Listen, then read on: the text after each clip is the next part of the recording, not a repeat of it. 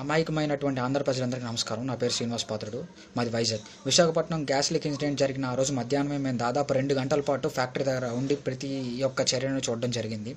So ఈ break అయిన tunnel నుంచి లీక్ అవుతున్న గ్యాస్ ఏదైతే ఉందో దాన్ని మొత్తాన్ని సాలిడిఫై చేస్తున్నారు. సో సాలిడిఫై అయిపోయాక గ్యాస్ లీక్ అనేది స్టాప్ అయిపోద్ది. ఇకపోతే మేము అక్కడ ఉన్న ఆ 2 గంటల సమయంలో స్టెరైన్ గ్యాస్ని పీల్చుకోకుండా మమ్మల్ని ఈ N95 మాస్క్ కూడా ఆపలేకపోయింది. ఒక 2 గంటలకే మాకు అలా అనిపించింది. కానీ అక్కడ 24 గంటల వరకు అక్కడే ఉండి పనిచేస్తున్న పోలీస్ సిబ్బందికి, మీడియా మిత్రులకి కనీసం మాస్కులు కూడా సరఫరా చేయలేనటువంటి దౌర్భాగ్యమైన పరిస్థితిలో మన ప్రభుత్వం ఉంది. ఇకపోతే ఒక సామాన్యుడిగా, విశాఖవాసిగా నాకు కొన్ని సందేహాలు, ప్రశ్నలు ఉండిపోయి. అవేంటంటే, జగన్ గారు మీరు ఒక ప్రజానాయకుడి స్థాయిలో మీరు విశాఖపట్నం వచ్చి ఇటువంటి విపత్కర సమయంలో మీరు ముందు ప్రజలను దగ్గరికి వెళ్ళాలా, లేకపోతే ఇండస్ట్రియలిస్టుల దగ్గరికి వెళ్ళాలా? కానీ మీరు ఇండస్ట్రియలిస్ట్ దగ్గరికి వెళ్ళారు. బహుశా మీకు వాళ్ళే ఓట్లు వేశారు అనుకుంటా. ఇకపోతే హాస్పిటల్కి వచ్చారు, క్షతగాతులను పరామర్శించారు, బాగానే ఉంది. వాళ్ళు ఎటువంటి పరిస్థితుల్లో వాళ్ళ ప్రాణాలు వాళ్ళ చేతుల్లో పెట్టుకొని పరుగులు తీశారో ఆ సంఘటనా స్థలాన్ని మీరు పరిశీలించాల్సిన బాధ్యత మీకు లేదా? ఇప్పటికీ వాళ్ళ ఇళ్లలో స్టెరైన్ గ్యాస్ చిక్కుకుపోయి ఇళ్లలోనే అలా ఉంది. పరిస్థితులు ఇప్పుడు అలానే ఉన్నాయి. దయచేసి వచ్చి ఒకసారి చూడండి. ఇకపోతే ప్రెస్ మీట్ పెట్టి ₹1 కోటి ఎక్స్గ్రేషియా ప్రకటించారు. అంటే మీరు ఎలక్షన్ల టైంలో ఒక 5,000, 6,000 ఇస్తే నాయకులు చేసిన తప్పులనే ప్రజలు మర్చిపోయారు. ఇటువంటి విపత్కర సమయాల్లో ₹1 కోటి ఇస్తే కంపెనీ చేసిన తప్పు ప్రజలు మర్చిపోరా అనే ఉద్దేశంతో ₹1 కోటి ప్రకటించారో ఏంటో నాకైతే అర్థం కావట్లేదు. సరే, ఒక ప్రజాప్రతినిధిగా మీరు ఒక ₹1 కోటి ఎక్స్గ్రేషియా ప్రకటించారు, బాగానే ఉంది. ఇకపోతే ఒక ధైర్యవంతమైన దమ్మున నాయకుడిగా ఈ విపత్కర పరిస్థితికి కారణమైనటువంటి కంపెనీపై ప్రభుత్వం తీసుకునే చర్యల గురించి మీరు ప్రెస్ మీట్లో ఎందుకు ధైర్యంగా చెప్పలేకపోయారు అనేది నా సెకండ్ క్వశ్చన్. ఇకపోతే మీరు ఏదో పిక్నిక్ స్పాట్కి వచ్చినట్టు మధ్యాహ్నం వచ్చి సాయంత్రం వెళ్ళిపోయారు, బాగానే ఉంది.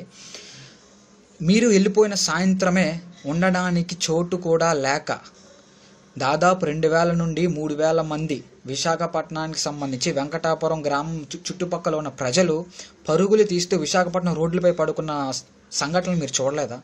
ఆ వీడియోలు మీరు చూడలేదా? జగన్ గారు, మీరు ఒక రాష్ట్రానికి ముఖ్యమంత్రి, రేపో మాపో విశాఖపట్నాన్ని రాజధాని చేస్తానంటున్నారు. రాజధాని చేయబోయే ఒక నగరం విపత్కర పరిస్థితుల్లో ఉన్నప్పుడు మీరు కనీసం ఆ గ్రామాలన్నీ కోలుకునే వరకు కూడా విశాఖపట్నంలో ఉండలేకపోయారు. మీరు ఒక 4 గంటల 5 గంటల సేపు వరకు ఏదో ఒక ఏమంటారు, ఒక సినిమాకో లేదా ఒక పిక్నిక్ స్పాట్కో వచ్చి కూర్చొని ప్రెస్ మీట్ పెట్టేసి వెళ్ళిపోవడం ఎంతవరకు న్యాయం? ఇకపోతే ప్రజలు ఎవరిని అడగాలో తెలియట్లేదు ప్రజలకి. మీరు అంటారు మీ మంత్రులు పెట్టారంటారు. ప్రజలు మీ మంత్రులు అడుగుతుంటే మీ మంత్రులు అంటున్నారు ఆల్రెడీ మేము నివేదిక పెట్టాము, ఆల్రెడీ మేము కమిటీ పెట్టాము, కమిటీ ఇచ్చే నివేదిక వచ్చాక ఆ నివేదికను బేస్ చేసుకొని కంపెనీని తరలించడానికి మన ప్రభుత్వం వెనకాడబోదు అన్నారు. జగన్మోహన్ రెడ్డి గారు మీరు వచ్చి రాగానే చాలా కంపెనీలు తరలిపోయాయి. వాటినే తట్టుకున్న గుండె ఆంధ్రులది. అటువంటిది ఈ కంపెనీ నివేదిక వచ్చే వరకు వెయిట్ చేసి మీరు తరలిస్తారు అంటే మేము నమ్ముతాం దానికి. కానీ నివేదిక వచ్చే వరకు ఆ 5 గ్రామాల ప్రజలకు ఉండవలసిన నివాసాన్ని మీరు ఎక్కడ కల్పిస్తున్నారు? అది మీరు ఎవరికి తెలియజేయరు. ఇకపోతే మీ మట్టికి మీరు వస్తారు, వెళ్ళిపోయారు. ఇక్కడ పరిస్థితి ఎలా ఉందంటే, చాలామంది ఒక బ్యాచ్ మొత్తం ఏం చేస్తున్నారంటే ₹1 కోటి ఇచ్చారు, ₹1 కోటి అని భజన చేస్తున్నారు. అయ్యా, ఆ భజన చేసిన బ్యాచ్ ఎవరైతే ఉన్నారో మీరు నిజంగా భజన చేశారో లేదో, బాధ్యత గల పౌరుడిగా ఆయన అభినందించారో నాకైతే అర్థం కావట్లేదు. మీరు నిజంగా ఒక బాధ్యత గల పౌరుడిగా ఆయన అభినందించేలా ఉంటే, అదేవిధంగా మీ తోటి వాసులు, మన తోటి విశాఖ వాసులు ఇబ్బందులు పడుతుంటే వాళ్ళ ఇబ్బందులు కూడా ప్రభుత్వానికి ఎందుకు తెలియజేయడంలో మీ పాత్ర లేదా? అభినందించడం వరకు మాత్రమే మీరు ఆగిపోతారా? వాళ్ళకి సంబంధించిన కష్టాలు మీరు ప్రభుత్వానికి చేర్చడం కోసం మనందరం కలిసి కృషి చేయాల్సిన పని లేదా? ఇది ప్రతిదీ గమనిస్తున్నారు.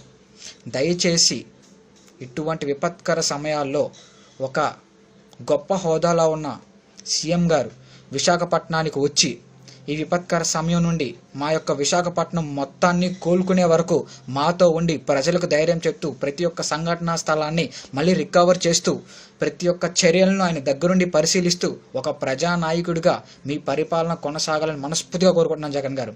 అదేవిధంగా ఇటువంటి విపత్కర సమయాల్లో అభినందనలను ఎవరైతే షేర్ చేసి వైరల్ చేశారో అదేవిధంగా ప్రజల యొక్క కష్టాలను కూడా వైరల్ చేస్తారు, షేర్ చేస్తారని మనస్ఫూర్తిగా కోరుకుంటున్నాను.